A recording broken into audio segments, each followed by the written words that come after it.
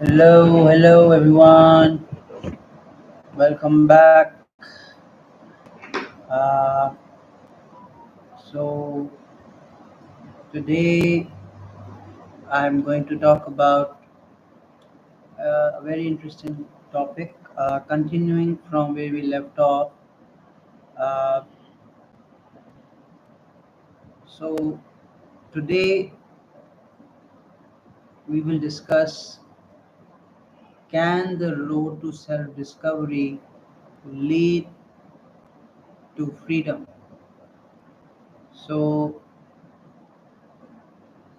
um, we all desire freedom. There's no doubt about that.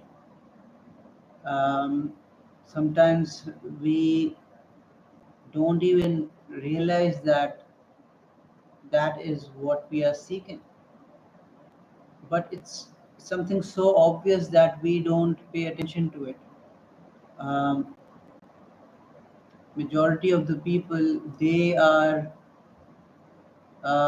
so compliant and caught up in their routine that for them freedom is just the idea of heaven, or just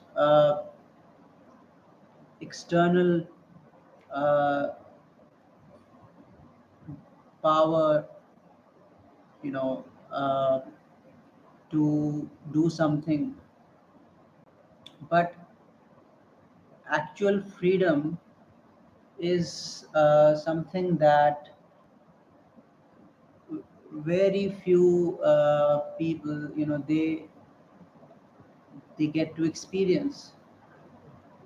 Intellectually, you can be aware of what nirvana is or enlightenment is, what liberation of the soul is, freedom is, right? Just like we're discussing right now. But that's where the question arises, that can this desire to know yourself and embarking on that journey of truth, can it actually lead towards freedom? So I believe that since the moment the soul, our soul was conceived, not this life, but when the universe was created, and you know uh, all souls were created at a certain point. So that is the moment where the journey of self discovery automatically started. you know uh, it's just like, um, when sperms, they enter the vaginal canal, and they move towards the uterus, and they are automatically programmed to become one with the ovum. uh, it's something that is innate, and they can't help it. They are programmed to merge with the egg. The same with the soul, or these souls. They uh, they are programmed to know themselves. You see, in this whole self, which is uh, I am, it is not simply manifesting, but that knowledge is also, it's a seed that is growing constantly, and it is it is constantly knowing itself. So within that universe, the s- the souls, they they are becoming aware of itself. Like I gave the example of a dream, that in the dream, uh, the dreamer and the dream are one, and within that dream, the characters, they are also a part of the dreamer, right?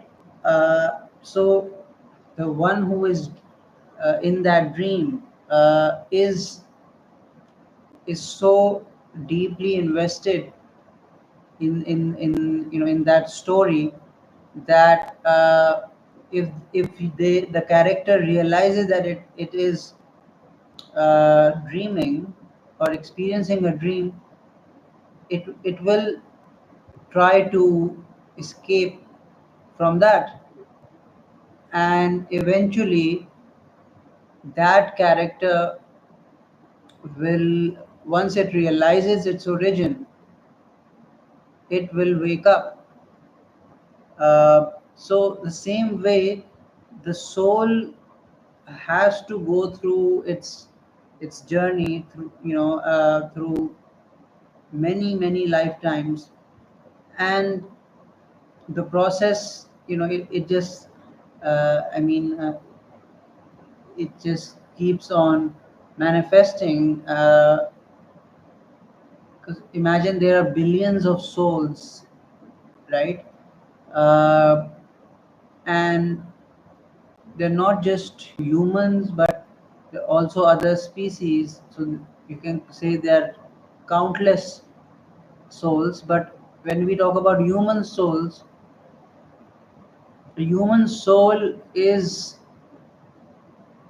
any soul that has the potential to know or realize itself, uh, realize its divinity, its true nature. Of course, it's not so simple that you just like you read a book on spirituality and you suddenly you are going to wake up or awaken, or become enlightened. You have to go through uh, so many trials and tribulations, and um, yeah, I mean, it seems so simple, but what I am learning is that you instinctively, you're drawn towards discovering yourself, but that is just the beginning. When you start questioning yourself and you move in that direction, uh, that road to self discovery is a never ending one, and there are different milestones. So for example, an artist, they might become aware of who they are, uh, as that person. I mean, they may be realizing uh, certain aspects of the soul, but their purpose would probably be different.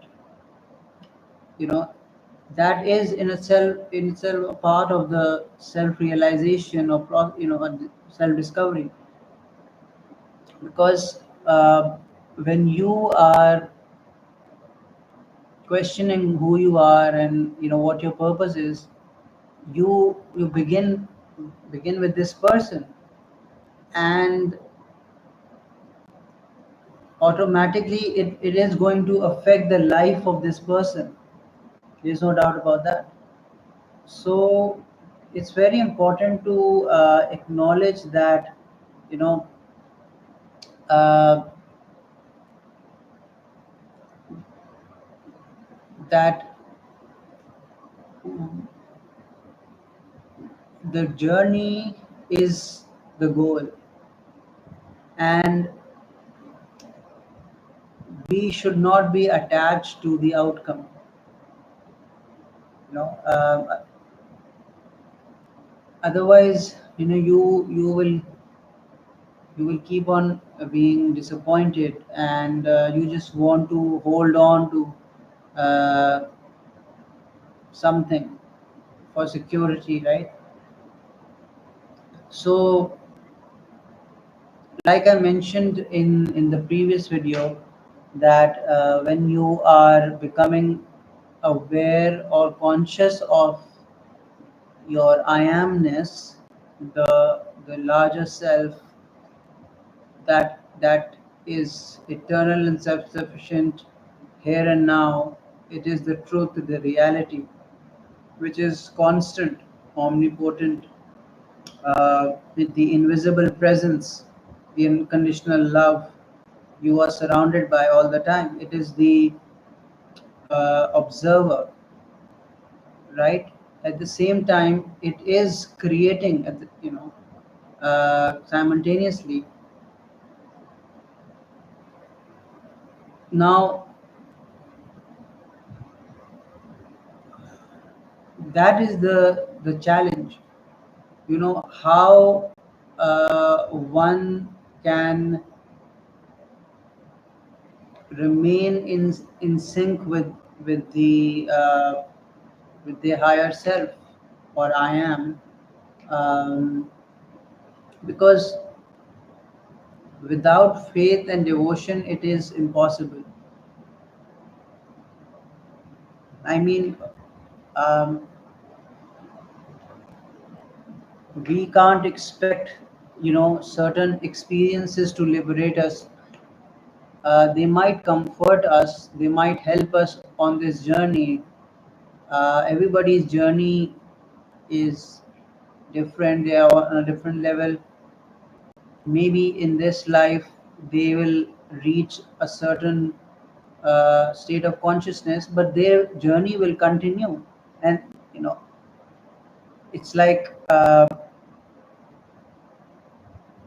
you you shed the skin, the character, and then you take another form.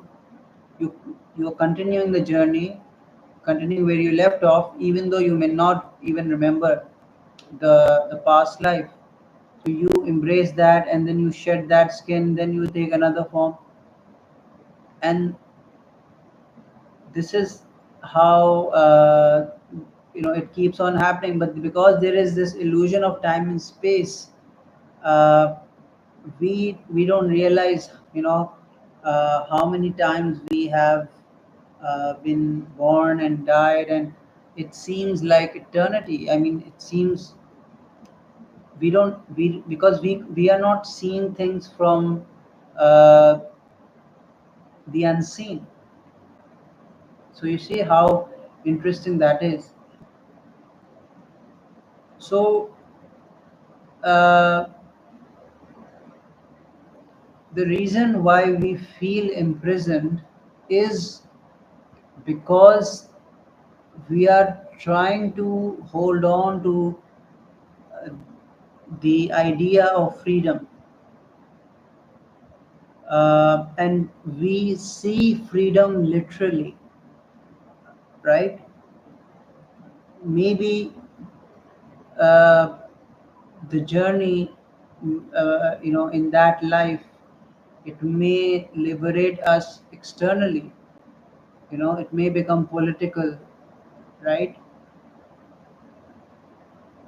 But again, that is also happening in the psyche, in the soul. uh, Maybe that is a part of that person's purpose, and it is supposed to go through. you know that process. Uh, like I said, freedom cannot be seen in one image, and it's a state of mind, right? So because we are enslaved internally, we are attached, you know, to this body. We feel suffocated. We feel like we can't go on, and that's the reason why we seek the path of self discovery through different means. There is something that is pulling us in that direction. We are not content. We are looking for something more than the mundane, the mediocrity.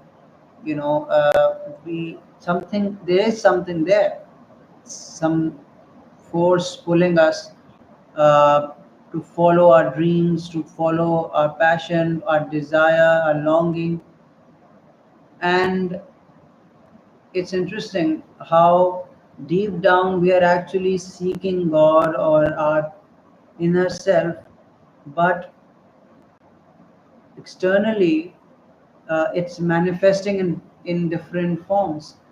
So somebody may fall in love with somebody, and they may devote their life to that person, and that whole journey will be, that might be their um purpose in that life. Somebody's life, it may involve a change in the society. They might be uh, doing something for the community. uh, Somebody might be uh, fighting for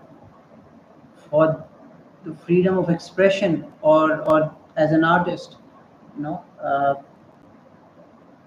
and so it's interesting that how long it takes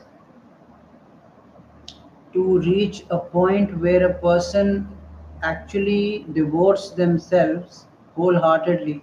Now, even then, a person who is, let's say, uh, a devotee of a guru, or they become, you know, extremely spiritual, where they are worshipping and uh, living for others, and which is the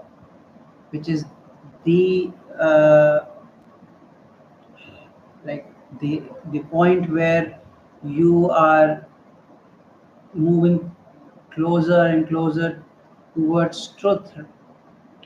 uh, e- Even at that point, one I mean I think one reaches that level of maturity where there is a longing, but there is also uh, some form of contentment and patience, because now you are not thinking about yourself or your freedom. You know that it will unfold naturally, because you are surrendering to the creator. You are thinking about uh, God rather than what you need or what you desire. It's very interesting. And that person will be focusing uh, on the journey automatically. They are in constant uh, service to the creator. And it's like their journey of self discovery started God knows when, you know, and they they reached in that life, they must have gotten certain knowledge, uh, directly or indirectly. And once they, became conscious through any event, that's when they s- they be, they begin to move towards the ultimate goal. So the process obviously continues. I mean, I feel that, when you read about saints and different sages, you learn that they they have extreme patience. Although they are going through a lot of pain, but they are aware that God is watching them. Their faith is so strong that they don't complain. You see, they are not concerned about their intellect or satisfying their ego. Just like normally a seeker is full of themselves. They may put on this facade of a spiritual person, right? Or even a religious person, by following certain rituals and everything. But the ego is somewhere there. It's sort of, it's like clay, that is being molded, in different forms. So so the path, obviously, without purification, without that, this is what I am understanding, that um, I think one can not become free. They might get even more attached to this world if their attention is not pure. Because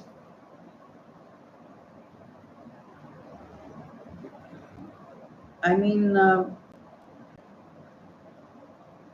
it's uh, it's quite interesting, to just think about that, how, you know your true self is always conscious, and at the same time, you are in the mind in your mind. uh, you are aware that you are a dreamer, and the dream and the character in the dream, yet you are helpless, and you don't know what the destiny is of this person. And suddenly, you are distracted by certain responsibilities, and whatever habits you have, and you seem to forget about the illusion, because the story has to go on, one way or another.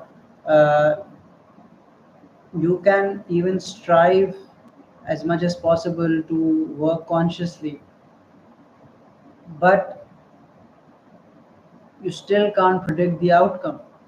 So it's so important to understand that discovering yourself is not a particular event. It's an ongoing process, uh, and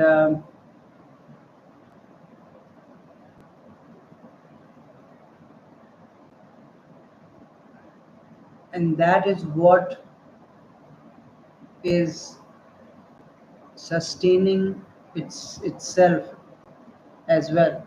You know, uh, materialistically, as in as matter, as this manifested form, uh, the process of knowing, the knowledge, you know.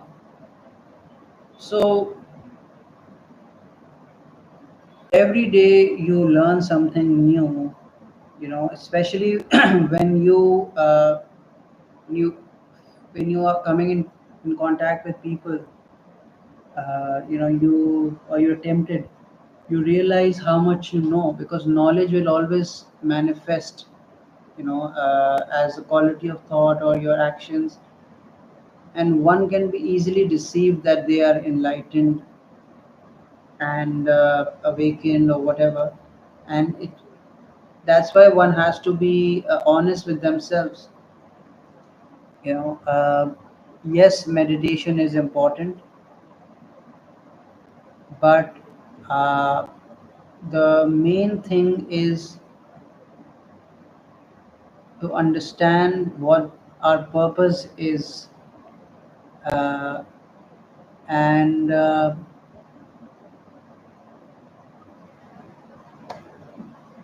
I mean, you can be free